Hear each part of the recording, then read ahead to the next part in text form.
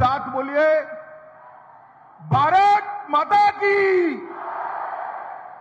अरे भाई, आज इतने बड़े शहीद स्मारक का लोकार्पण हुआ है, आप लोग ऐसी आवाज से बोलेंगे? यहां से हैदराबाद तक आवाज जानी चाहिए। मेरे साथ दोनों हाथ उठाइए, उठाइए दोनों हाथ। शहीदों के श्रद्धांजलि का संकल्प की मुट्ठी पीछे और प्रचंड आवाज से बोलिए, भारत माता की, भारत माता की, भारत माता की। मंच पर उपस्थित भारतीय जनता पार्टी के वरिष्ठ नेता, पूर्व मुख्यमंत्री श्रीमान बीएस येदियुरप्पा जी, हमारे कर्नाटक भारतीय जनता पार्टी के अध्यक्ष सांसद भाई नलिन कटील जी, यहीं के सांसद और मेरे मंत्री परिषद में साथी भाई भगवंत खुबा जी, कर्नाटक राज्य सरकार में मंत्री श्रीमान प्रभु चौहान जी, आज सिर्फ और सिर्फ गोरता स्मारक के लिए हैदराबाद से यहां आए हुए हमारे तेलंगाना भाजपा के अध्यक्ष श्री बंडी संजय कुमार जी, बंडी आगे आओ, प्रणाम करो सबको। हमारे भाजपा के वरिष्ठ नेता, तेलंगाना भाजपा के प्रमुख नेता श्रीमान इटेला राजेंद्र जी, सांसद उमेश यादव जी, सांसद राजा अमरेश्वर नायक जी, उपस्थित सभी विधायकगण और आज गोरता के अमर हुतात्मा को श्रद्धांजलि देने के लिए आए हुए प्यारे भाइयों, बहनों, माताओं और मेरे जिगर के टुकड़े जैसे युवा मित्रों, सबसे पहले भगवान बसवेश्वर की पवित्र भूमि पर आकर जगत ज्योति बसवन्ना को प्रणाम कर कर मेरी बात की शुरुआत करना चाहता हूं। बसवन्ना ही थे जिन्होंने समग्र दुनिया के अंदर सबसे पहले लोकतंत्र और संवाद की शुरुआत की, अनुभव मंडपम के माध्यम से। यही भूमि से वो ज्योति समग्र दुनिया के जीवों का कल्याण करने के लिए आगे बढ़ी। यही है श्री गुरु नानक साहब का जीरा साहिब और यही है नरसिंह जर्नी मंदिर। ये सभी स्थानों को मैं प्रणाम कर कर मेरी बात की शुरुआत करना चाहता हूं। मित्रों, मेरे जैसे भावुक कार्यकर्ता के लिए आज का दिन मेरे जीवन का बहुत महत्वपूर्ण दिन है, क्योंकि यही गोरता गांव के अंदर सैकड़ों लोगों को क्रूर निजाम की सेना ने सिर्फ 2.5 फुट का तिरंगा फहराने के लिए मौत के घाट उतार दिया था। आज मैं गर्व के साथ कह रहा हूं, उसी भूमि पर कोई न छू पाए इतना बड़ा 103 फुट ऊंचा तिरंगा फहराने का काम आज यहां पर हुआ है। यही भूमि पर वो अमर हुतात्माओं का, अमर शहीदों का स्मारक भी बनाया गया है। ये 20 फुट ऊंची सरदार साहब की प्रतिमा इसका प्रतीक है कि हैदराबाद से निजाम को हटाने में हमारे पहले गृह मंत्री सरदार वल्लभ भाई पटेल ने बड़ी भूमिका अदा की थी और इसी के कारण ये हमारा आज का एक क्षेत्र, ये बीदर भारत का हिस्सा बन पाया था। आज मैं इस मंच से बड़े आदर के साथ सरदार पटेल की स्मृति को श्रद्धांजलि अर्पित करता हूं, जिन्होंने हैदराबाद को आजाद कराने का काम किया।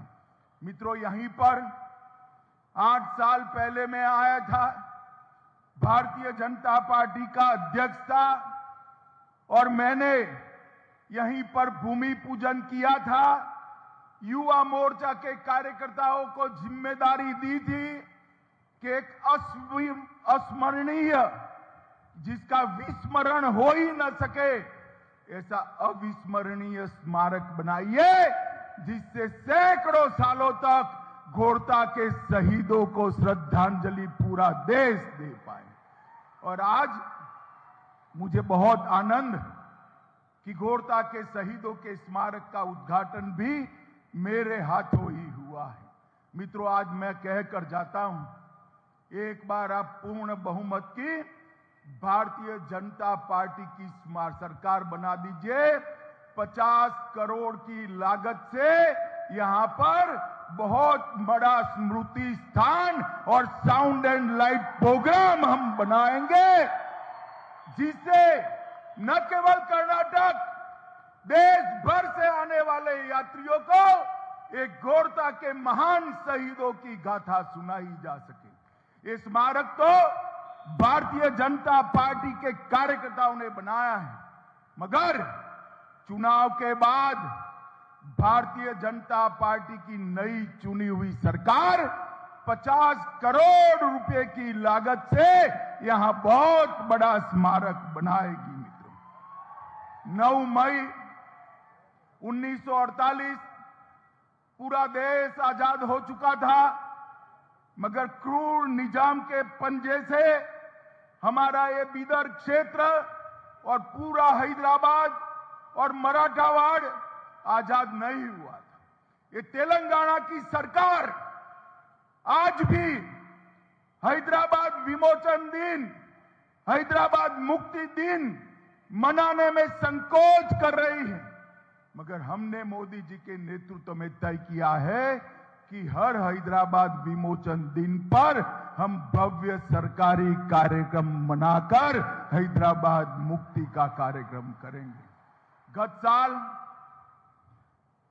तेलंगाना में हुआ था, इस साल भी तेलंगाना में करेंगे और अगले साल जब स्मारक बन जाएगा 50 करोड़ रुपए से, हम एक घोरता गांव में ही वो हैदराबाद मुक्ति का कार्यक्रम करेंगे। मित्रों, 200 लोगों का शहीद स्थान, जहां के मुंशी स्वयं आए और आज वहां पर एक भव्य स्मारक देखकर मन को बड़ी शांति होती है। कांग्रेस की जो तुष्टीकरण की राजनीति रही, उसके कारण वोट बैंक की लालच में उन्होंने कभी भी आजादी के लिए, हैदराबाद मुक्ति के लिए जिन लोगों ने संग्राम किया, उनको याद नहीं किया। भगवान भला करे, सरदार पटेल की स्मृति का उनको अमर बनाए। सरदार पटेल न होते तो हैदराबाद कभी आजाद न होता, अपना बीदर भी कभी आजाद न होता। और मित्रों, भारतीय जनता पार्टी तुष्टीकरण की राजनीति में नहीं मानती। एक कांग्रेस पार्टी ने अभी कल ही हमारी भारतीय जनता पार्टी की सरकार ने तय किया कि रिजर्वेशन के अंदर हम बदलाव करेंगे।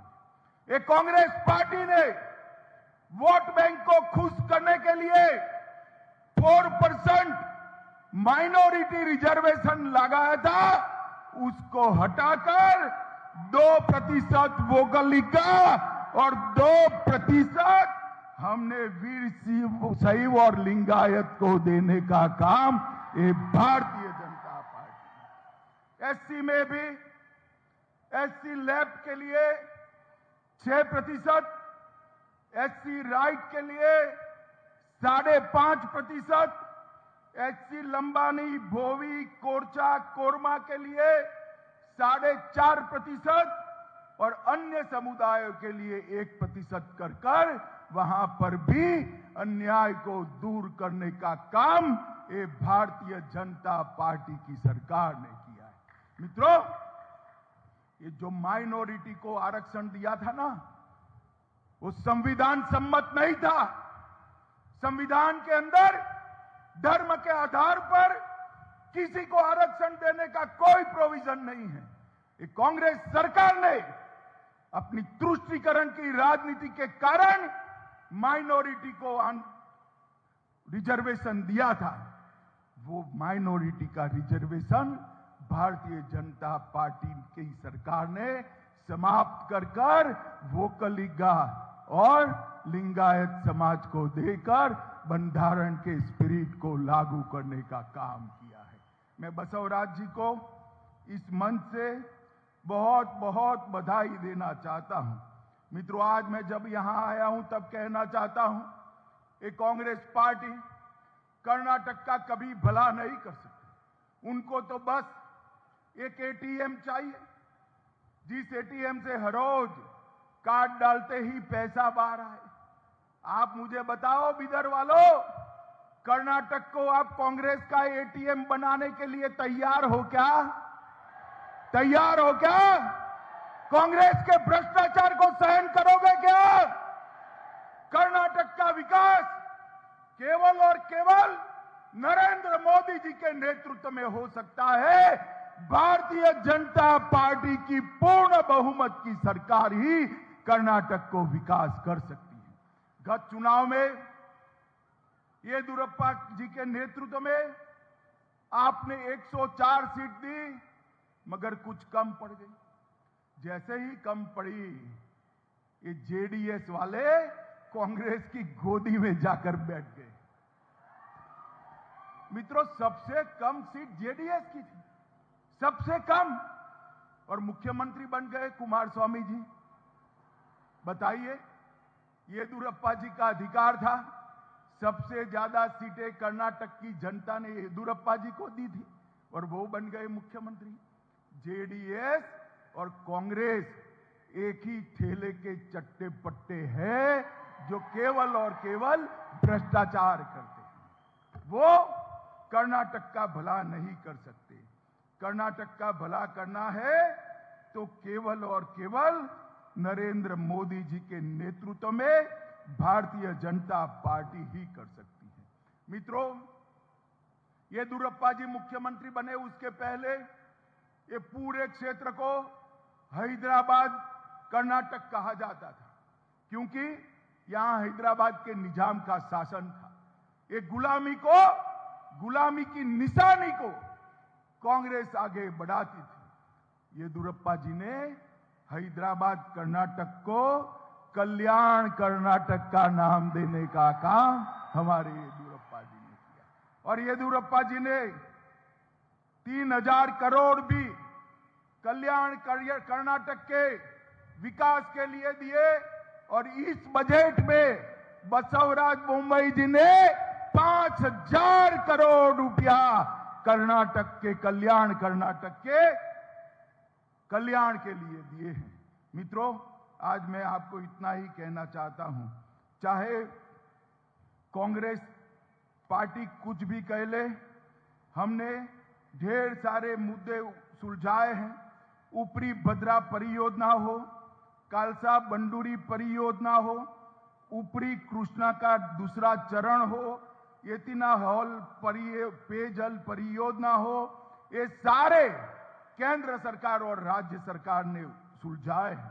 बिदर के लिए 7700 करोड़ से 411 किलोमीटर लंबी बिदर कलबुर्गी बल्लारी रोड का निर्माण भारतीय जनता पार्टी की सरकार ने चालू किया है। गंगा कल्याण योजना छोटे और सीमांत किसानों के लिए 1115 करोड़ की योजना भारतीय जनता पार्टी लेकर आई। बिदर में 5 करोड़ की लागत से मॉडल विश्वविद्यालय बन रहा है।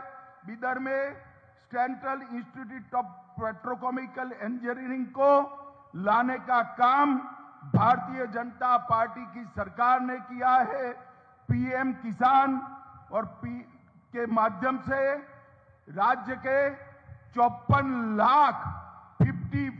लाख किसानों को हर साल 10,000 रुपया सीधा उनके बैंक अकाउंट में डालने का काम ये भारतीय जनता पार्टी की सरकार करती है।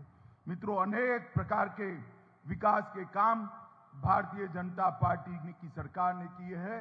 मोदी जी ने हर गरीब को घर के अंदर गैस, घर में ही शौचालय, घर में बिजली, हर गरीब व्यक्ति को 5 किलो अनाज फ्री ऑफ कॉस्ट और इसके साथ साथ हर गरीब को 5 लाख तक का पूरा इलाज मुफ्त कर देश के 60 करोड़ गरीबों का कल्याण करने का काम देश के नेता हमारे प्रधानमंत्री नरेंद्र मोदी जी ने किया है। मोदी जी ने देश को सुरक्षित किया है। मुझे बताओ बिदर वालों, अयोध्या में राम मंदिर बनना चाहिए या नहीं बनना चाहिए? जोर से बोलो, बनना चाहिए या नहीं बनना चाहिए? ये कांग्रेस पार्टी इतने सालों से राम मंदिर को लटका रही थी, अटका रही थी, भटका रही थी। मोदी जी ने एक दिन सुबह सुप्रीम कोर्ट का फैसला लाया और उसी दिन एक भूमि पूजन कर भव्य राम मंदिर की नींव डालने का काम किया है। मुझे बताओ भाइयों बहनों, ये कश्मीर जो है हमारा है या नहीं है? अरे बिदर वालों, जोर से बोलो, है या नहीं है? धारा 370 हटनी चाहिए थी या नहीं हटनी चाहिए थी? ये कांग्रेस पार्टी वोट बैंक की राजनीति के कारण धारा 370 नहीं हटाती थी। मोदी जी ने 5 अगस्त 2019 को धारा 370 को समाप्त कर कश्मीर को हमेशा के लिए भारत का हिस्सा बनाने का काम नरेंद्र मोदी ने किया। और मित्रों, आज हमारा कश्मीर खुशहाल है, कोई आतंकवाद नहीं है, विकास के रास्ते पर चल पड़ा है। चाहे कल्याण कर्नाटक हो, चाहे मुंबई कर्नाटक हो, चाहे दक्षिण कर्नाटक हो, चाहे बेंगलुरु हो, कर्नाटक के संतुलित विकास के लिए केवल और केवल भारतीय जनता पार्टी को वोट देना है। मित्रों, आज मैं कह कर जाता हूं, मैं गोरटा फिर से आऊंगा 1.5 साल के बाद और एक भव्य स्मारक जो राज्य सरकार 50 करोड़ की लागत से बनाने वाली है, इसका उद्घाटन करने के लिए फिर से आपको मिलने आऊंगा। आप लोग बताइए, भारतीय जनता पार्टी को वोट देंगे क्या? सुनाई नहीं पड़ता है, हाथ उठाकर बताइए, देंगे? कमल के निशान पर बटन दबाएंगे? मोदी जी के हाथ मजबूत करेंगे? तो मेरे साथ दोनों हाथ उठाओ दोनों हाथ, विजय के संकल्प का मुट्ठी बींचिए और प्रचंड आवाज से बोलिए, भारत माता की, भारत माता की, वंदे वंदे।